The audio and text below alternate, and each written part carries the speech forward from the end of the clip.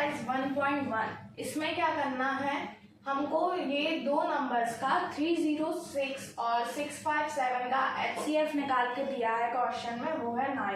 हमें निकालना है LCM, इन्हीं दो नंबर्स का LCM निकालना है। ठीक है, तो एक तो तरीका है फैक्टर्स निकालने दोनों नंबर का, तो LCM निकल सकता है। ओके, लेकिन ये थोड़ा सा लेंथी है, इसकी जगह हम फॉर्मूला यूज करके क्या निकाल सकते हैं, LCM निकाल सकते हैं। कौन सा फॉर्मूला, तो जो क्वेश्चन नंबर 2 में हमने फॉर्मूला लगाया था, कौन सा, वेरीफाई करने के लिए, LCM into HCF equal to product of two numbers. मतलब कि LCM और HCF का मल्टीप्लाई उसके प्रोडक्ट के नंबर के बराबर आएगा।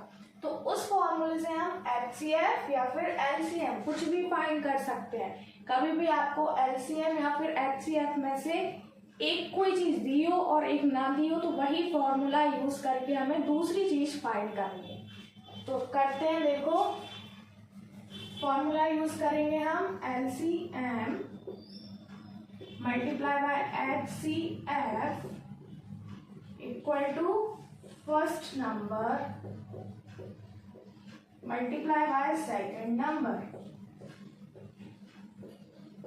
ओके, LCM क्या दिया है, कुछ नहीं दिया मैंने, तो LCM की जगह LCM लिखते हैं, मल्टीप्लाई का मल्टीप्लाई। HCF क्या दिया है, 9, तो HCF क्या लिखेंगे, 9 फर्स्ट नंबर। एक नंबर क्या दिया है हमें, 306, तो 306 लिखते हैं, मल्टीप्लाई का मल्टीप्लाई। सेकेंड नंबर क्या दिया है, 657, तो 657। ओके, अब क्या करेंगे, अभी ये 9 मल्टीप्लाई में है, तो इस साइड जाके डिवाइड में आ जाएगा। LCM equal to 306 multiply by 657 divided by 9। अब 9 से अगर हम कट करें तो ये 9 और 9 3 9 हो जाए, कट हुआ। LCM 34 मल्टीप्लाई बाय 657, इन दोनों का आप मल्टीप्लाई करोगे तो आंसर आएगा 22338 338। ये निकल आया हमारा LCM। इसी के साथ क्वेश्चन नंबर 4 फिनिश होता है। नाउ अब हम करेंगे question number 5। Number 5 of exercise 1.1। इसमें क्या देखना है, check whether 6n can end with the digit 0 for any natural number n।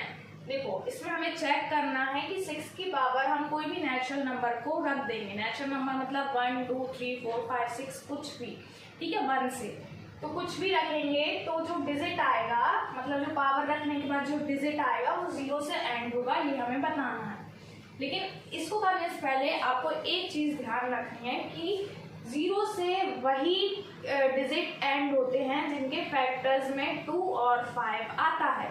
मतलब कि अगर यहाँ पर 6n लिखा है तो हम 6 के फैक्टर्स निकालेंगे, अगर उसमें 2 और 5 आ गया फैक्टर में तो वो 0 से एंड हो जाएगा।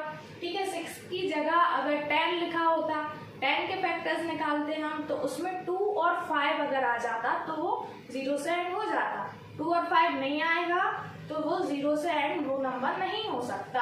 6 का अगर हम करके देखें, 6 के फैक्टर्स निकालेंगे तो 6 के फैक्टर्स क्या निकलेंगे, 2 3 6, 3 1 3।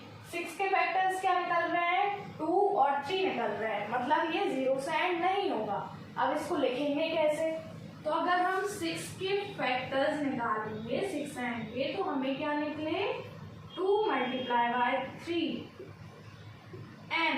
अब ब्रैकेट ओपन करेंगे तो ये m दोनों नंबर्स पे आ जाएगा। 6n मतलब 2n मल्टीप्लाई बाय 3n। अब ये 2 और 3 के फॉर्म में आ रहा है, मतलब 0 तो होगा ही नहीं लास्ट में, क्योंकि 0 के लिए 2 और 5 चाहिए होते हैं फैक्टर्स में। ठीक है, अब लिखेंगे कैसे, the number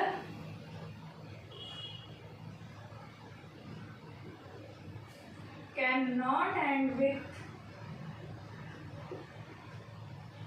can not and with 0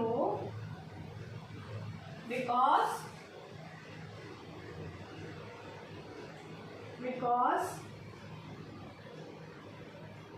its prime factors, जो हमने फैक्टर्स निकाले, its prime factors is not in the form of, इस फॉर्म में नहीं है, 2 और 5 की फॉर्म में नहीं है, in the form of 2m into 5n। समझ गए? अगर यहाँ पे कोई और भी नंबर दिया होता, जैसे कि 8 दिया होता, आप 8 के फैक्टर्स निकालते, अगर 2 और 5 की फॉर्म में आ जाते तो 0 से एंड हो जाता वो, फिर आप लिख सकते थे कि द नंबर एंड विथ 0, या कुछ भी नंबर दे सकते हैं एग्जाम में, 6n की जगह 5n, 8n, 10n। अगर फैक्टर्स में 2 और 5 आ जाए तो 0 से एंड होगा, फैक्टर्स में 2 और 5 नहीं आ रहे तो 0 से एंड नहीं होगा। ये था हमारा क्वेश्चन नंबर 5।